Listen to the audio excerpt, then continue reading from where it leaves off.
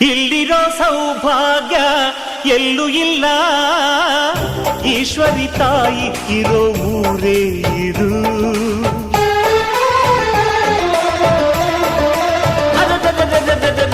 ಇಲ್ಲಿರೋ ಆನಂದ ಎಲ್ಲೂ ಇಲ್ಲ, ಮೆಚ್ಚಿದ ಹುಡುಗಿ ಇರೋ ಊರೇ ಇದು. ನನ್ನ ಕಣ್ಣಿಗೇನಾದರೂ ನನಗೆ ತಾನೇ ನೋವು, ನನ್ನ ಮಣ್ಣಿಗೇನಾದರೂ ನನಗೆ ತಾನೇ ನೋವು. ರುಕ್ಕಮ್ಮ ನೂರು ತರದ ಹೂವ ನೋಡಿದೆ ರುಕ್ಕಮ್ಮ.